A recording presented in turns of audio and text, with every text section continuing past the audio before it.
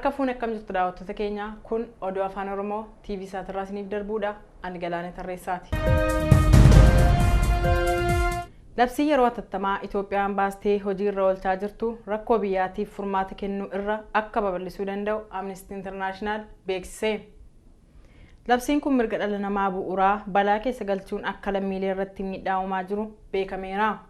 Warraaqsi uummata Oromoo Oromiyaa keessatti ji'oota 11 oliif geggeeffamaa ture namoonni 800 ol akka ajjeefamaniif sababa akka ta'ee fi tarkaanfiin humnaa dabalataa hojii irra ooluun isaa haala biyyattii daran akka hammeessu malee furmaata akka hin taane dhaabbatichi ibsa baaseen ibseera.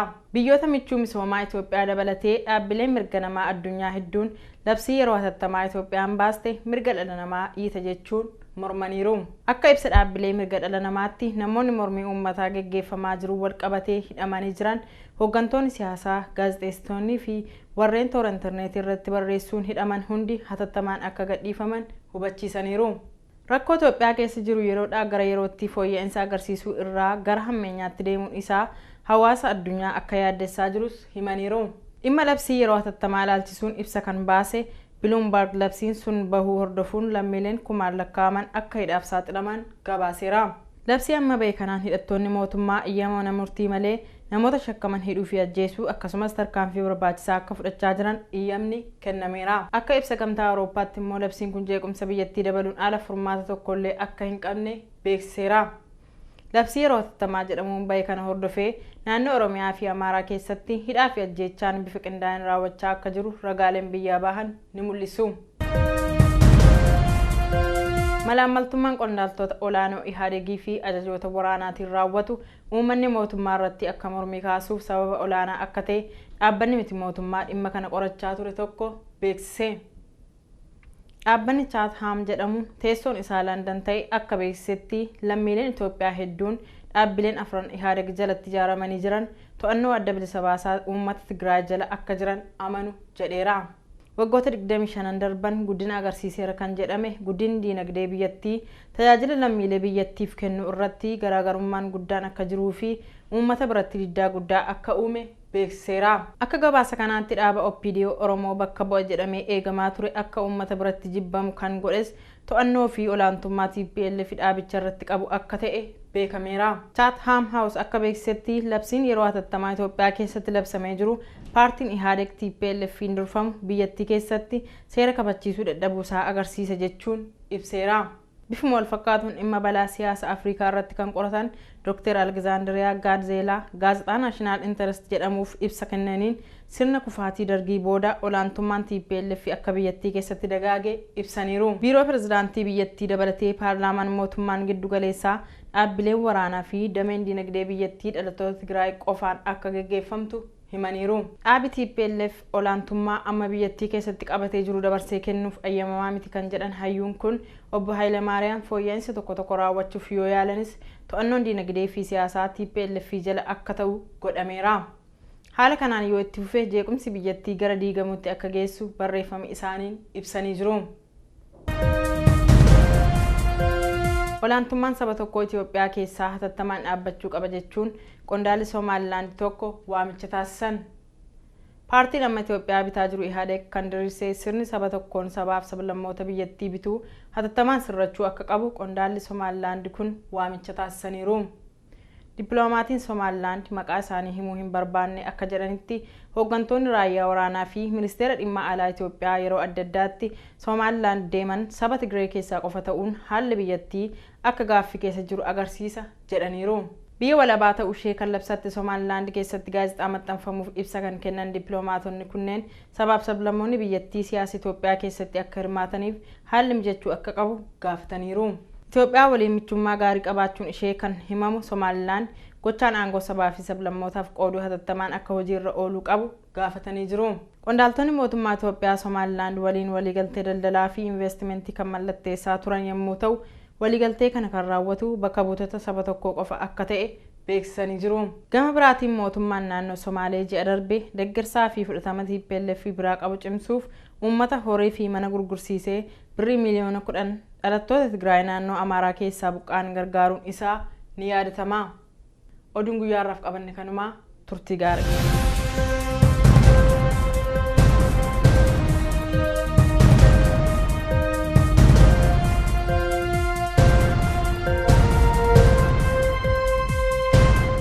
hojii olaantummaa TPLF dhaabicha irratti qabu akka ta'e beekameera. Chatham House akka beeksisetti labsiin yeroo hatattamaa Itoophiyaa keessatti labsamee jiru paartiin Ihadeg TPLF'n durfamu biyyattii keessatti seera kabachiisuu dadhabuusaa agarsiisa jechuun ibseera. Bifuma wal fakkaatuun dhimma balaa siyaasa Afrikaa irratti kan qoratan Dr. Alexandria Gadzela gaazexaa National Interest jedhamuuf ibsa kennaniin sirna kufaatii dargii booda olaantummaan TPLF akka biyyattii keessatti dagaage ibsaniiru. Biiroo pirezidaantii biyyattii dabalatee paarlaamaan mootummaan giddu galeessaa dhaabbileen waraanaa fi dameen dinagdee biyyattii dhalattoota Tigraay qofaan akka gaggeeffamtu himaniiru. Dhaabi TPLF olaantummaa amma biyyattii keessatti qabatee jiru dabarsee kennuuf ayyamamaa miti kan jedhan hayyuun kun obbo Hayilemaariyaam fooyya'insa tokko raawwachuuf yoo yaalanis to'annoon dinagdee fi siyaasaa TPLF jala akka ta'u godhameera. Haala kanaan yoo itti fufee jeequmsi biyyattii gara diigamuutti akka geessu barreeffama isaaniin ibsanii jiru. Olaantummaan saba tokkoo Itoophiyaa keessaa hatattamaan dhaabbachuu qaba jechuun qondaalli Somaalilaand tokko waamicha taasisan. Paartiin amma Itoophiyaa bitaa jiru Ihadeg kan diriirsee sirni saba tokkoon sabaaf sablammoota biyyattii bituu hatattamaan sirrachuu akka qabu qondaalli Somaalilaand kun waamicha taasisaniiru. Dippiloomatiin Somaalilaand maqaa isaanii himuu hin barbaanne akka jedhanitti hooggantoonni raayyaa waraanaa fi ministeera dhimma alaa Itoophiyaa yeroo adda addaatti Somaalilaand deeman saba Tigree keessaa qofa ta'uun haalli biyyattii akka gaaffii keessa jiru agarsiisa jedhaniiru. Biyya walabaa ta'uu ishee kan labsatte Somaalilaand keessatti gaazexaa maxxanfamuuf ibsa kan kennan dippiloomaatonni kunneen sabaaf sablammoonni biyyattii siyaasa Itoophiyaa keessatti akka hirmaataniif haalli mijachuu akka qabu gaafataniiru. Itoophiyaa waliin michummaa gaarii qabaachuun ishee kan himamu Somaalilaand gochaa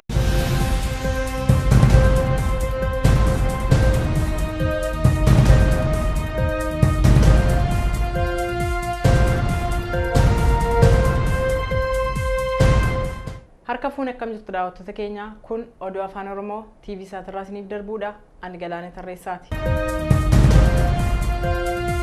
Labsii yeroo hatattamaa Itoophiyaan baastee hojii irra oolchaa jirtu rakkoo biyyaatiif furmaata kennuu irra akka babal'isuu danda'u Amnesty International beeksise. Labsiin kun mirga dhala namaa bu'uuraa balaa keessa galchuun akka lammiilee irratti miidhaa uumaa jiru beekameera.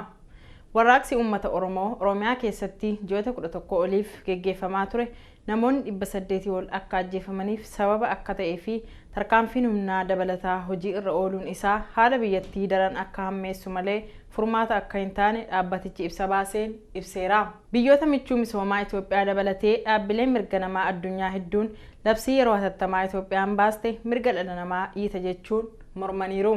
Akka ibsa dhaabbilee mirga dhala namaatti namoonni mormii uummataa geggeeffamaa jiru wal qabatee hidhamanii jiran hooggantoonni siyaasaa, gaazexeessitoonnii fi warreen toora intarneetii irratti barreessuun hidhaman hundi hatattamaan akka gadhiifaman hubachiisaniiru. Rakkoo Itoophiyaa keessa jiru yeroodhaa gara yerootti fooyya'insa agarsiisuu irraa gara hammeenyaatti deemuun isaa hawaasa addunyaa akka yaaddessaa jirus himaniiru. Dhimma labsii yeroo hatattamaa ilaalchisuun ibsa kan baase Bloomberg labsiin sun bahuu hordofuun lammiileen kumaan lakkaa'aman akka hidhaaf saaxilaman gabaaseera. Labsii amma bahe kanaan hidhattoonni mootummaa eeyyama mana murtii malee namoota shakkaman hidhuu fi ajjeesuu akkasumas tarkaanfii barbaachisaa akka fudhachaa jiran eeyyamni kennameera. Akka ibsa gamtaa Awurooppaatti immoo labsiin kun jeequmsa biyyattii dabaluun ala furmaata tokkollee akka hin qabne beeksiseera. Labsii yeroo hatattamaa jedhamuun bahe kana hordofee naannoo Oromiyaa fi Amaaraa keessatti hidhaa fi ajjeechaan bifa qindaa'een raawwachaa akka jiru ragaaleen biyyaa bahan ni mul'isu. Malaammaltummaan qondaaltota olaanoo Ihadegii fi ajajoota waraanaatiin raawwatu uummanni mootummaa irratti akka mormii kaasuuf sababa olaanaa akka ta'e dhaabbanni miti mootummaa dhimma kana qorachaa ture tokko beeksise. Dhaabbanni Chatham jedhamu teessoon isaa London ta'e akka beeksisetti lammiileen Itoophiyaa hedduun dhaabbileen afran Ihadeg jalatti ijaaramanii jiran to'annoo adda bilisa baasaa uummata Tigraay jala akka jiran amanu jedheera. Waggoota 25 darban guddina agarsiiseera kan jedhame guddinni dinagdee biyyattii tajaajila lammiilee biyyattiif kennu irratti garaagarummaan guddaan akka jiruu fi uummata biratti diddaa guddaa akka uume beeksiseera. Akka gabaasa kanaatti dhaaba OPDO Oromoo bakka bu'a jedhamee eegamaa ture akka uummata biratti jibbamu kan godhes to'annoo